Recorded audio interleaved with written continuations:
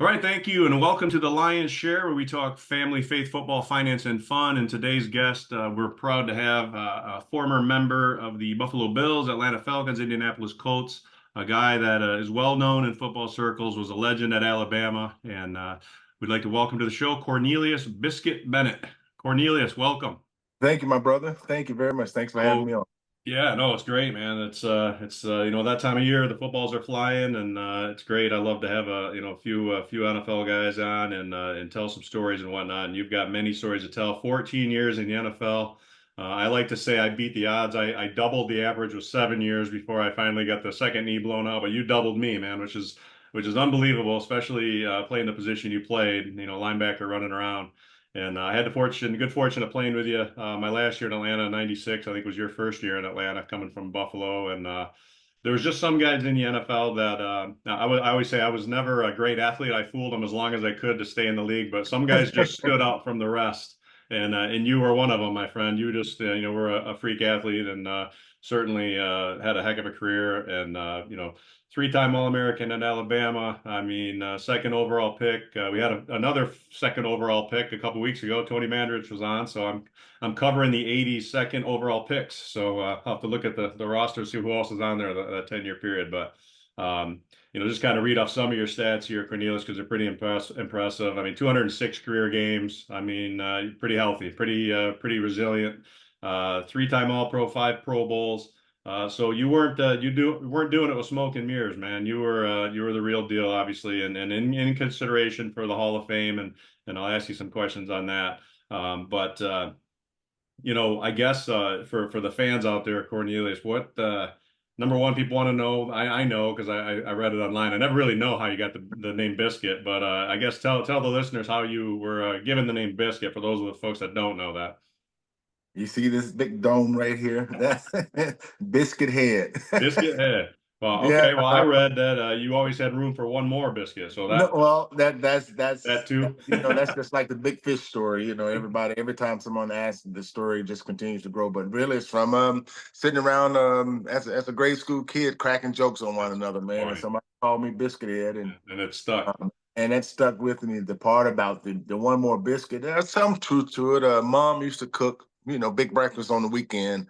I grew up in a big family, five brothers and sisters. So, and mom would cook, but I would eat the last biscuit because one or two be left on the stove, and I'll get some syrup and sop the biscuits with the syrup. So, but that's not how I got the nickname. I got it from Biscuit Head. Hey, if you have that many kids at the dinner table, you're just trying to get any biscuit you can get. Yes. Give you something. I only had one brother, man. I still have a scar on my hand where he forked me one time for trying to reach on his plate. So I learned my lesson. But well, that's cool. But so yeah, so let's go back to your high school days in Alabama. Obviously a great athlete coming out of there, and you get recruited by Alabama, and obviously a pretty darn good career there, I guess. Going back then, that seems like a lot of years ago now, I'm sure, because I did the math when I was talking to Tony, and 30 some years ago, and which seems crazy. But tell us a little bit about your time at Bama and just kind of some of the thoughts you have looking back on that time in your life. Well, so funny story to me it is. I had actually committed to Auburn during my junior season of high school football, and my mom said, "No way, you're going to Auburn," because Bo Jackson was at Auburn, and I had just moved to running back. Being the athlete that I was. New coach at my high school decided that I'm going to put my best athlete, put the ball in his hands, and as much as I can. So moved me to running back, and I started being recruited, highly recruited. And Auburn came in, and of course they had this guy named Bo Jackson there, and Pat Dye, yeah, said, wow, what a backfield I can have with you two guys. I'm not understanding that he was just giving me a sales pitch because I was a big kid, bigger than Bo coming out of high school, and of course, that made me think a little bit. And of course, I committed without even consulting my mom and dad at the time. But mom said no, and I ended up at Alabama. And Ray Perkins came in as the head coach after being recruited by Coach Bryant and decided that he saw something different in me than a running back. And that was a linebacker, outside linebacker, as a matter of fact, because he had just drafted Lawrence Taylor a couple of years earlier during his stint as the head coach with the Giants. And he saw the same kind of athletic ability and decided, let's try linebacker first. If it didn't work out, we'll move you to tight end. If not tight end, then we'll shoot at running back. quite possibly. But first day of practice at outside linebacker without a pad on, I don't know, maybe it was another good sales pitch that, hey, I see some similarities in you and Lawrence Taylor. What do you think? And I told him, hey, let's try it. And the rest is history, Mitch. I mean, what a insightful person he was to see that in me, Yeah. and grateful that he did, because I never really wanted to play running back. Yeah, oh yeah. Well, man, to even be, that's pretty heady stuff as a young kid. People telling you Yes. you're going to go and be in the same backfield with Bo Jackson. Yeah. Yeah, and I was a Or younger. that, hey, we want to move you because you remind me a lot of LT. I mean, come on. Yeah. That's pretty good company. But I was a young, I was a young junior. I graduated high school at 17 and turned 18 until I got on campus in college. So, of course, immature, and of course, again, the sales pitch was a great, because I had watched Bo and really didn't know much about Lawrence Taylor at all when I got to Alabama. But again, the recruiting sales pitches are great, and I'm grateful for my mom having the insight to see different and see through it, because I think I made the best decision. So Mama had some wisdom she shared here. So I guess tell us in your big family. Tell us a little bit about that. I reached out to you, Cornelius, because Mhm. I see your post every Sunday on LinkedIn, talking about usually sharing a Bible verse and always saying Happy Sunday, which I love. So that's kind of why I Mhm. reached out to you. What caused me to reach out to you. But so give me a little background on just growing up. And where's that faith come from? Mom and dad and Yeah, grandparents, and right from the we get-go. grew up. So yes, grew up.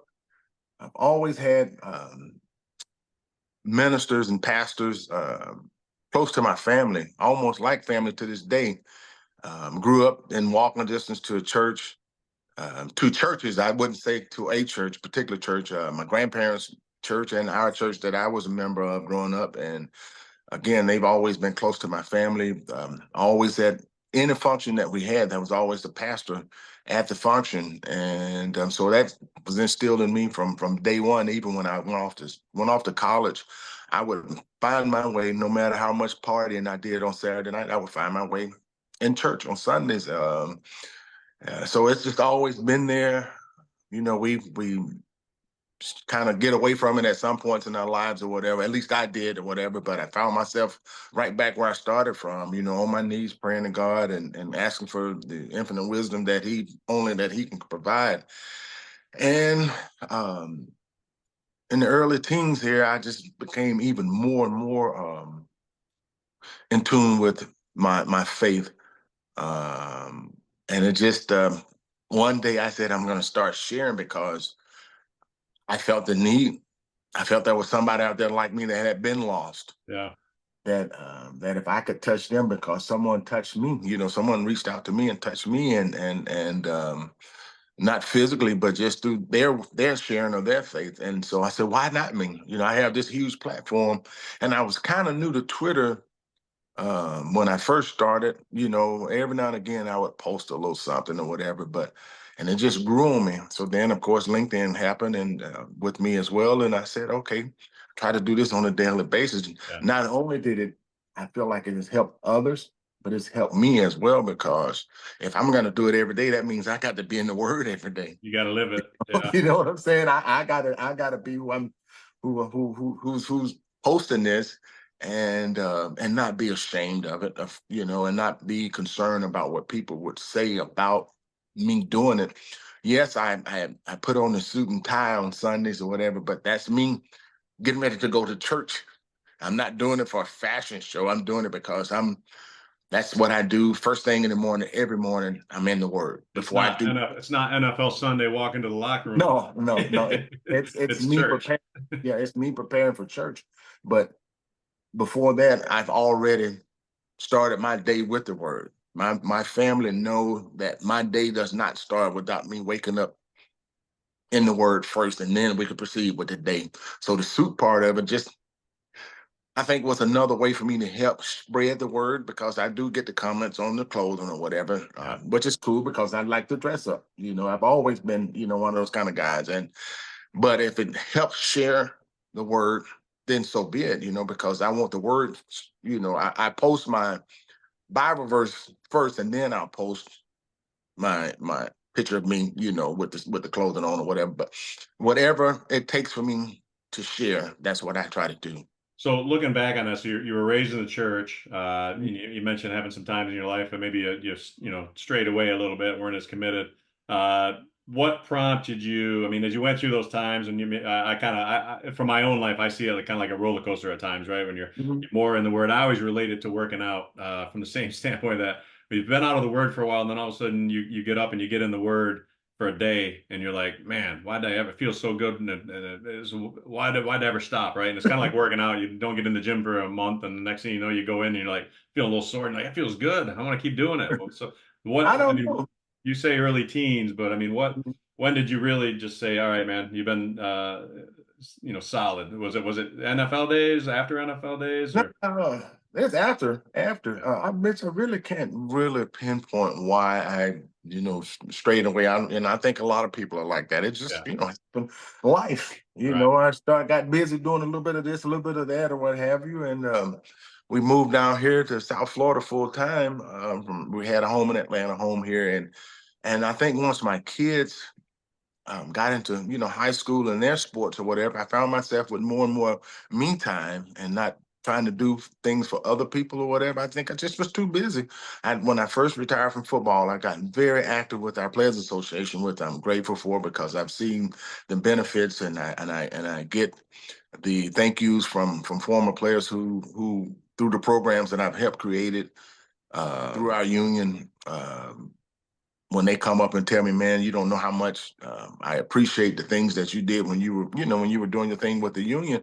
And I did it, and I did it then, not thinking about this is what God had for me because I did it as a volunteer. I had a chance to take a job with our union, but I didn't want to leave my family. Hmm.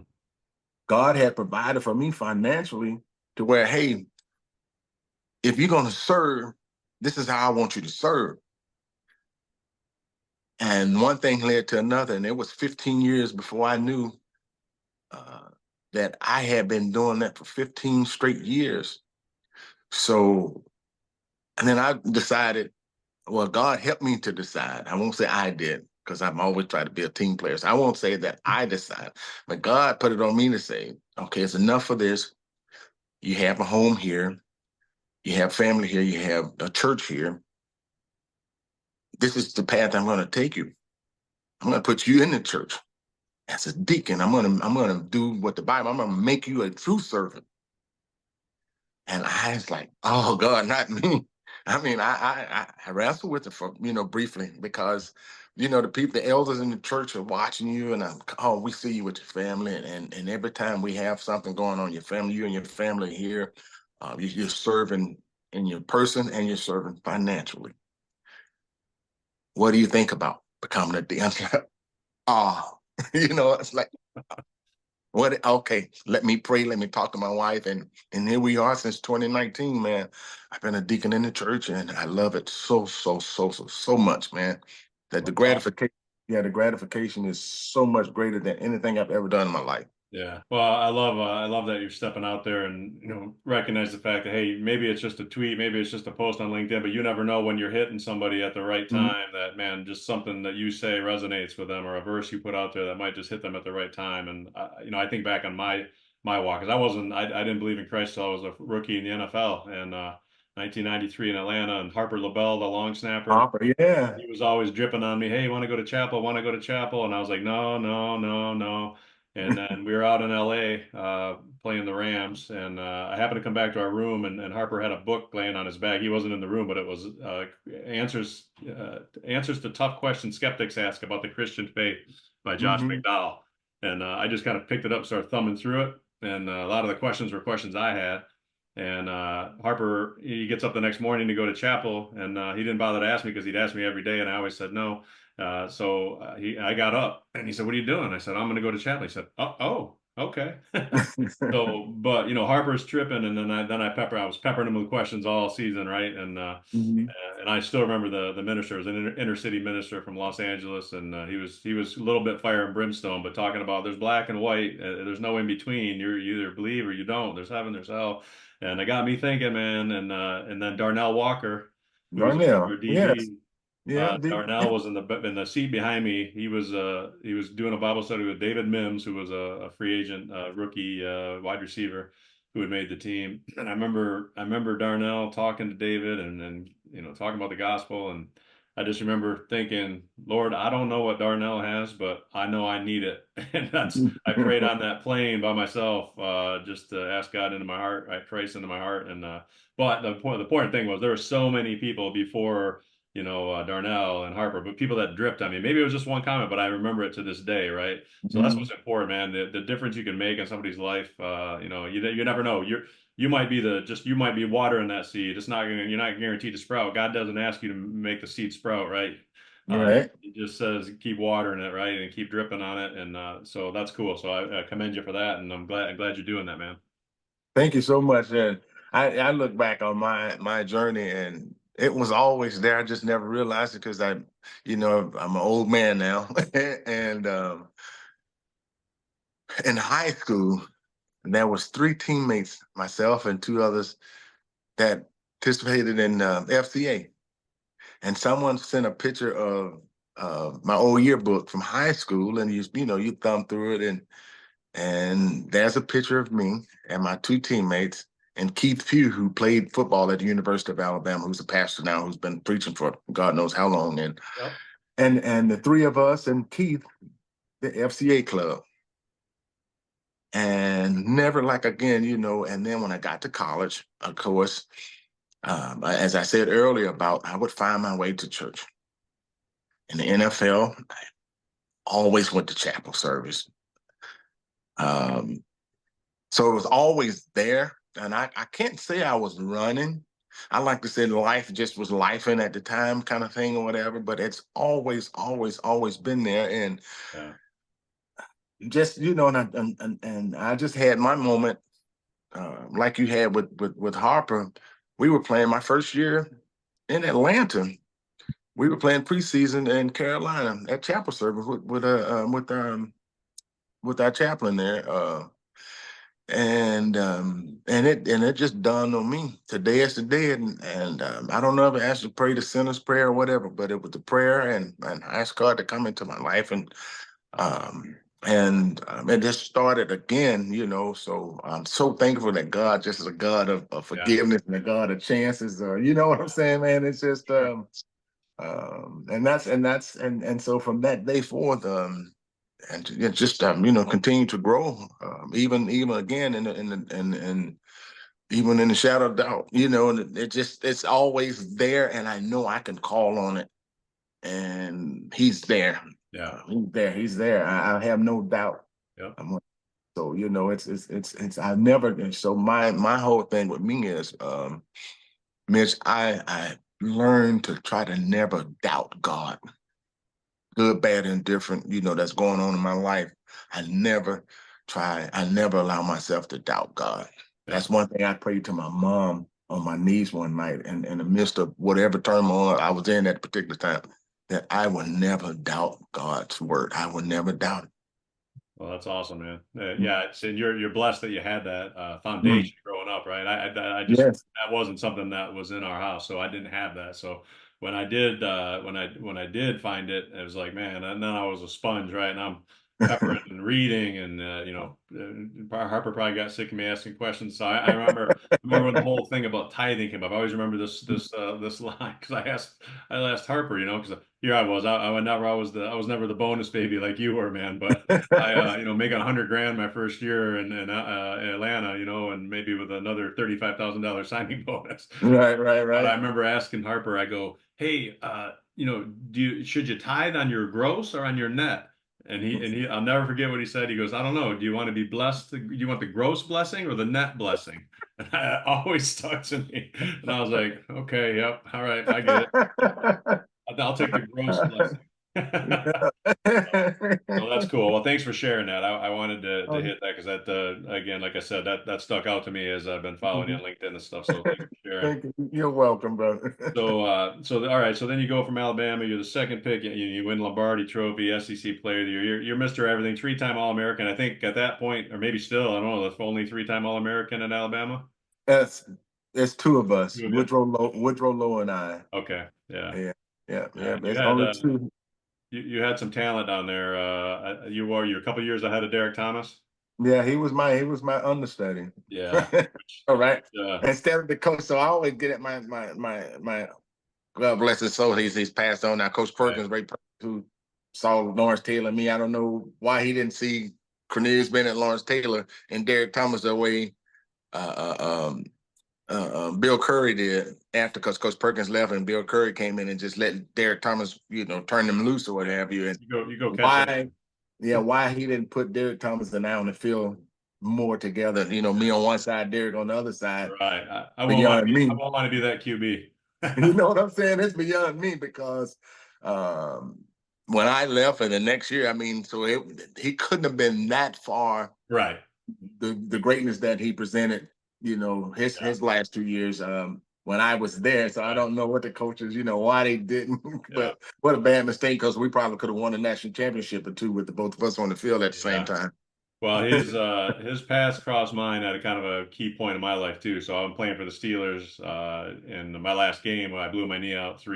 Mark Bruner had broken his ankle early in the game, so I was always Mark's backup. Second tight end at Pittsburgh with the bus slamming the ball up the middle. But so I played that whole game, and I was going against Derek, and then blew my knee out the last game of the year, and I knew it was ACL, MCL, PCL. I knew that was the end of the road for me.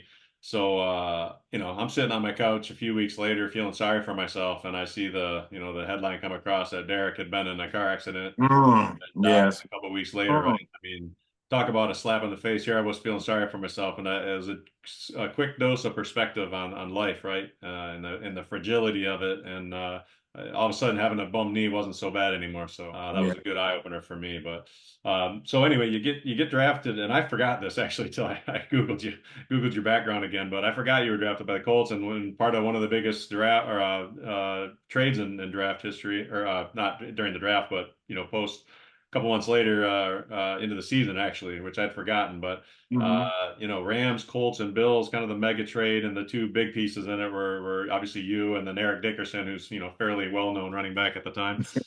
He was a pretty big deal. So I would say the Bills got the best of that. Dickerson obviously was great, but he wasn't as great for the Colts as he probably had been, and then certainly you had a heck of a career in Buffalo. Um, so I guess when you think back, and then obviously you played in Buffalo, you a few years in Atlanta, and then you finished back with the Colts. So what was that like going back to the Colts after you kind of shunned them? After the draft when you originally went there, was there? I mean, at that point, a lot of time had elapsed, so but Mhm. I'm sure hard feelings maybe had healed by then. But what was that like going back to the Colts at that point in your career? Well, I didn't shun them; they shunned me. They didn't want to pay me. They drafted Well, me. no, I get I know, I know. I'm just. it. You Um, couldn't come to mutual agreement, however you yeah, want we. to I say it. mean, it was never that I didn't want to play there Yeah, until I you didn't pull a Eli didn't. Manning. Yeah, until I didn't. And they tried to turn it into that because they was trying to take the onus off of themselves with that. But Sure. and that's why I was able to, with a clear conscience, go back there. You know, um, 13 years later. But it was crazy. It was very crazy because I had gone up there 4 different times to sign, and every time I would get there, they would pull the deal off the table. But then, the trade happened to Buffalo, and again, without me even considering Buffalo, because we had no say so in where back then we didn't have free agency, so I had to go where they traded me, and that was Buffalo. I had no idea that I would get there and play with some of the best men in the world and on some of the best teams to ever step foot on the football field.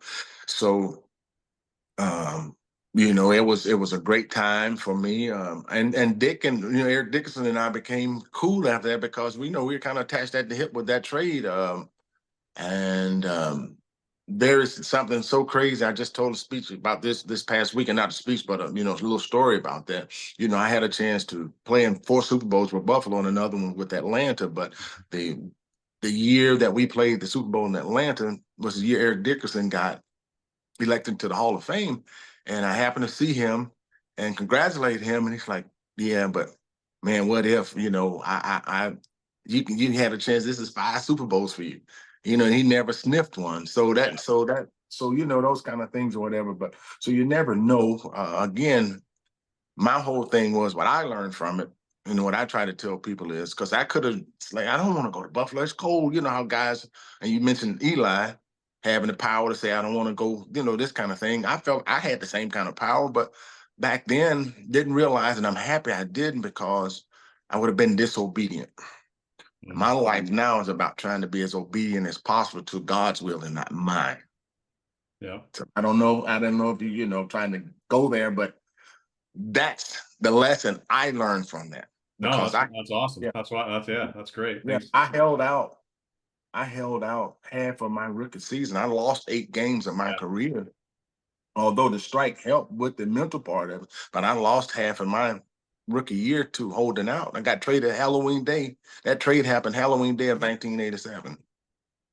That's right. That was the strike year. Mm-hmm. Yeah, I remember back then I was about a sophomore. Well, I would have been my junior year in high school, and I remember I used to That clean one of makes the my whole. couch. One of my coaches. I remember cleaning his mom's house every Saturday. She was elderly, and I would make a few bucks. He'd pay me to go clean her Mhm. house for her. But I remember watching strike football on TV. Yeah, The yeah. scab players, playing during the strike season. But anyway, so all right, well let's go back to Buffalo because obviously your career is definitely you're thought of as a Buffalo Bill, and I'm guessing you think Right. of yourself as a Buffalo Bill above all else, even though you had obviously a great year in '98 in Atlanta.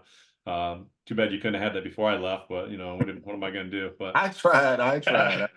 well, so yeah, so you go to Buffalo, and yeah, obviously you guys had an unbelievable run, and good, bad, or indifferent, you guys are known for losing four straight Super Bowls, which I always, those the documentary that came out about those teams, I thought was Mhm. great, right? I thought that was really well done.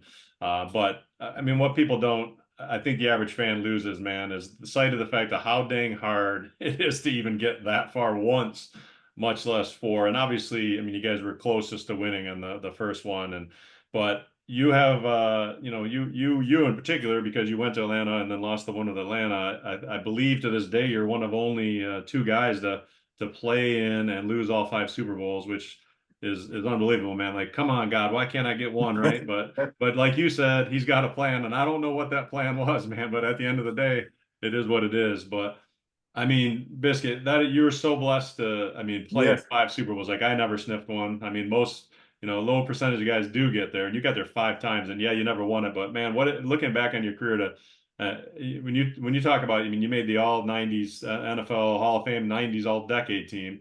You're in Mhm. five of the Super Bowls of that decade. I mean, that's unbelievable when you think about that. It truly is, and when I tell you when it hit me, the 50th anniversary of the Super Bowl, and I sitting there, I was like, man, I played in 5 of those 50. Yeah, You yeah, know what I'm saying? yeah, That really hit home.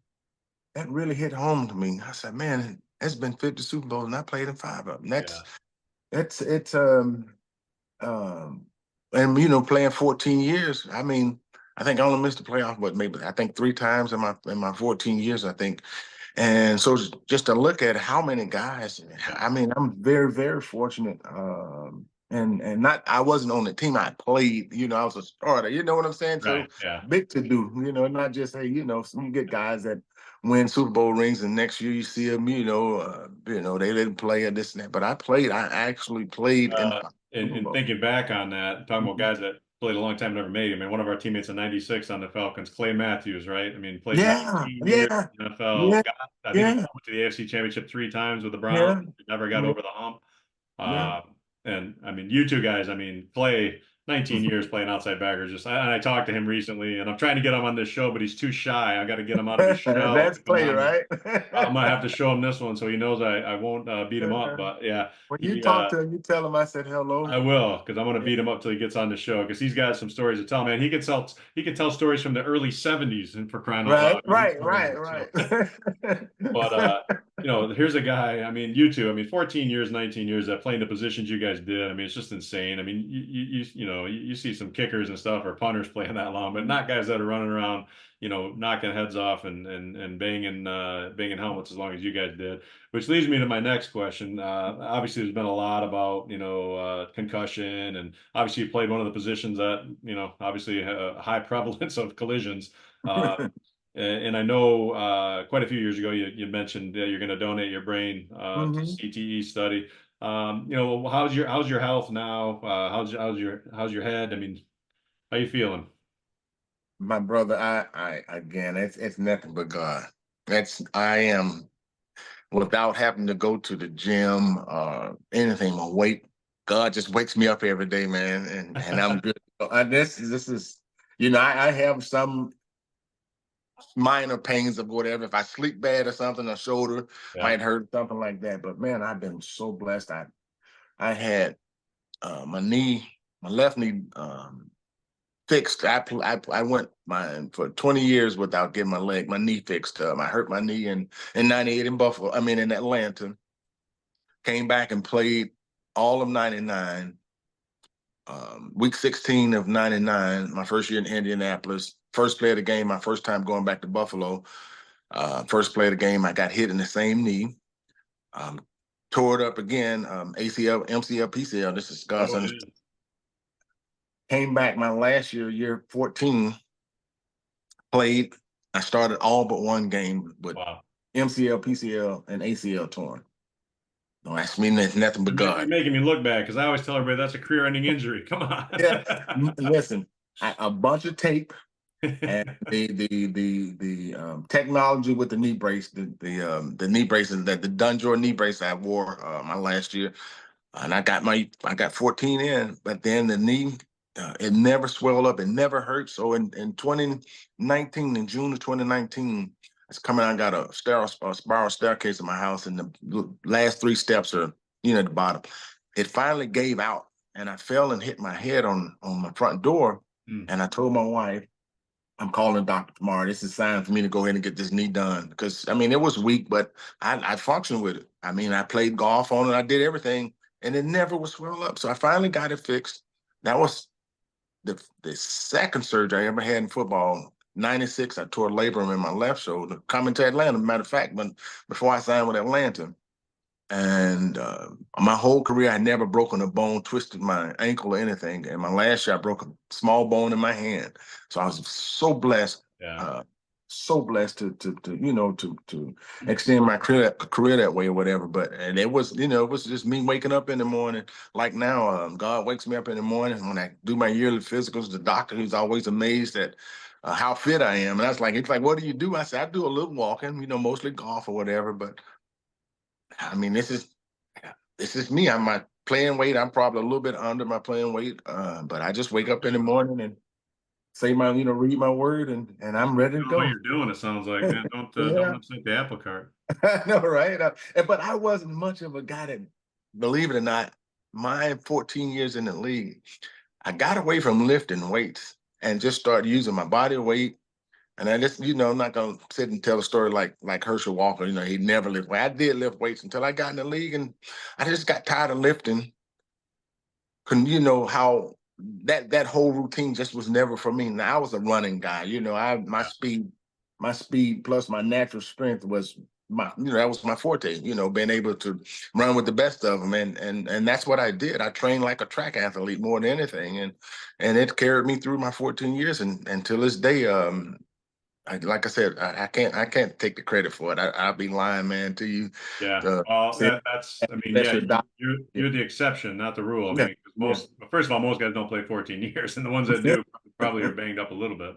And Clay's yeah. another example. I mean, how you doing, Clay? Oh yeah, his wife's got more issues. She got some knee injury or knee issues, and he goes, yeah, she says it's because from carrying the family around all these years. But yeah, so he's healthy as can be too. So it's amazing doing what you're doing. But you Yeah. mentioned your first play back in Buffalo, and I'll tell you a quick story. My first play in the NFL was a preseason game, my rookie year, 1993, the Falcons. Jerry Glanville's the coach, and we're going to play the Buffalo Bills, who are coming off three straight Super Bowls, and just so happens, Jerry's been the run and shoot coach, and he drafts me in the sixth round because he wants to start using a tight end. June Jones is his offensive coordinator. June Jones doesn't want to start using a tight end. So I Right. think Jerry started with the blue package, three wideouts, one tight end on the first play of that game, just because he wanted to prove a point. So out comes number 86, rookie Mitch Lyons, and he lines up on the left side. We're running a ball over to the right, and I line up across from number 78, Bruce Smith. And Bruce doesn't want to be out there. His nostrils are just Right, right. breathing like a bull. And I'm looking at his arm, which is the vein in his arm is the size of my bicep, and I'm like, oh man, I'm gonna get a good jump on him and cut him off on the backside here, and set hut, and I take off, and I realized it wasn't supposed to be on one, it was supposed to be on the second hut. So now it's 1st and 15. Mitch Lyons is off the field, and the run and shoot offense comes back on. But the other thing, so there's my triumphant entry into the NFL. But the other thing I remember from that game is Daryl Talley on the other side. I'm playing blocking on a couple reach plays in the first quarter, and the whole time during the play, he's like, "You're good, you're good, you're good, you're good, you're good." He just Brother-in-law, wants to yeah, get yeah. off the field. He just wants to get his one series done and get the heck out of there. That was 'Cause us in Buffalo, brother. I'm We trying to had make the team, and he's just trying to stay healthy and get off the field. I had this conversation with the young kids. I call them kids, the young men up in Chicago this weekend. Yeah. And I was telling them a story. I said, all my teammates from Buffalo, all of us got about at least 10 years in. And it was because of Marv leaving. Marv, he didn't kill us in training camp, preseason games, and again, the one series, and Yeah. we out there, brother-in-law. And we, Yeah. hey, Not heck, now they don't even play. exactly. He's like, yeah, you got me. Yeah, yeah, yeah, yeah, yeah. You good, you good. Yeah. Yeah, man. Yeah. Because we were only what $1,000 a week doing training camp, Yeah. no money. So yeah. Nobody got hurt in training camp. Nobody got hurt in preseason games when I was in Buffalo, man. And I tell you, well, my rookie year was the first year of the CBA, right? Mhm. 1993. Gary Okay. Glanville didn't get that memo. It was 35 straight days in a row in Atlanta. It was a record heat wave. And we went pads every single day morning. It was run emphasis in the morning, pass emphasis in the afternoon. It was pads every single day. It was the worst, 5 weeks or whatever the heck it was. It's Right. awful. And then after that, I never had another camp where you went 2 days, two practices, 2 days in a row, and you never had pads 2 days in a row. It's just different time. But oh man, but that was brutal. One funny quick story about Daryl Talley, because he got there. You probably heard the story when you got to Atlanta. You know exactly what I'm going to say. No, yeah. So you were you came to Atlanta. What you were no 96, right? 96, yeah. Yeah, so There, that was the year. That 5, was yeah. the year Daryl. Or no, it was the year No, before. he was there It was 95. 95. Yeah. So Daryl Yeah, comes. 95, We had a yeah. few Bills that matriculated to Atlanta. Daryl Yeah, being Jim Richter, yeah. Jim Richter, Mhm. Nate Odoms came there. I think it was the same year you were there. Yeah. But Daryl comes down, and they're trying to revamp the defense. And Daryl's got all the answers because, quite frankly, he probably does, because he's played with a pretty damn good defense for a lot of years, Right. right? And he's locker next to me in the facility, and every day I got to hear from Daryl about how these defensive coaches don't know what they're doing, and we're doing everything wrong. And Daryl has had enough by the end of the game, end of the season, but we're still in the playoff hunt. We have 2 games left. We got to Ah, win. We have to win one of the two, either away at the expansion Panthers, right. or we have to beat San Francisco, who's still playing for the number one seed at home in our last game. We go down and we lose to the Panthers, of all people. We lose to the expansion Panthers.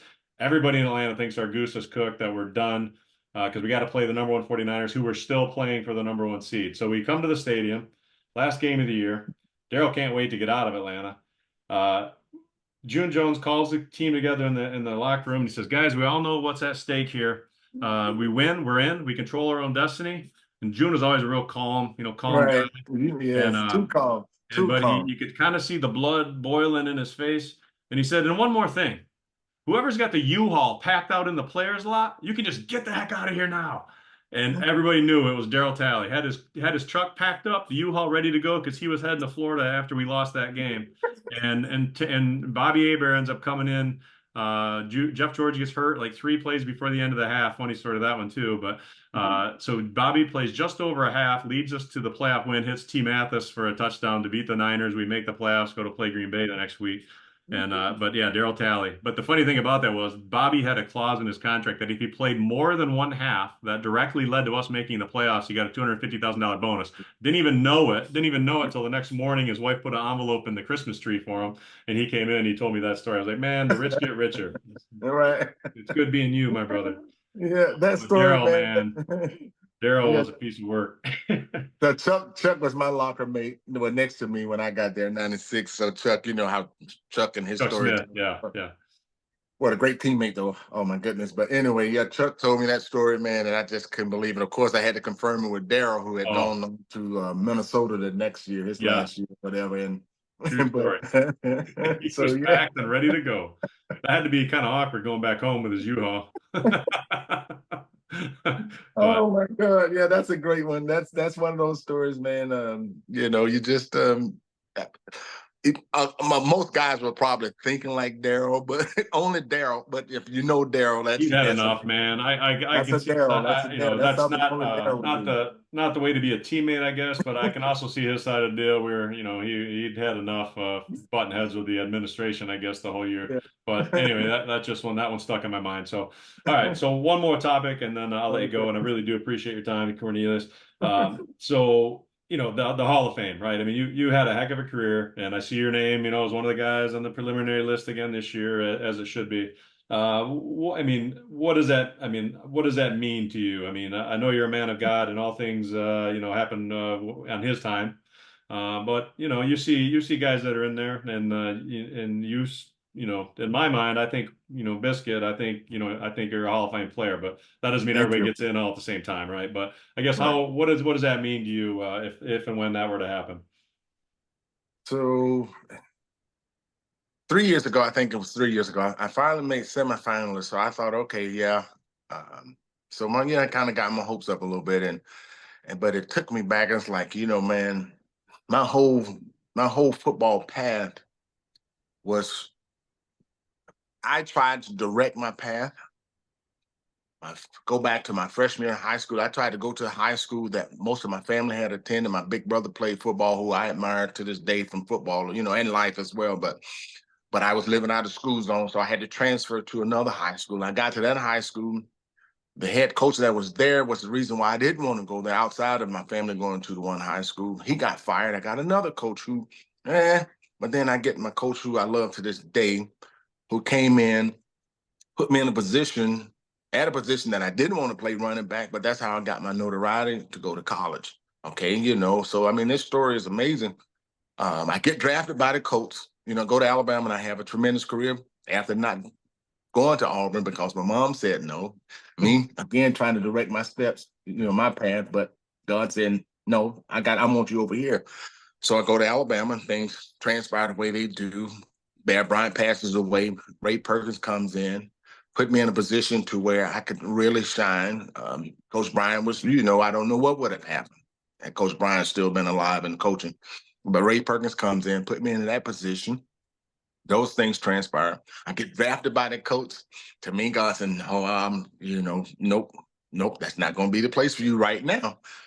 I got something better, bigger and better for you. Send me to Buffalo, and put me in a position to be around great team, great teammates, great fan base, everything. Of course, and then give me a long extended career by, hey, I'm gonna let you go back to Indianapolis and finish up there and give those people a taste of who you are and what you can do for a team, which I did when I got to Indianapolis or whatever.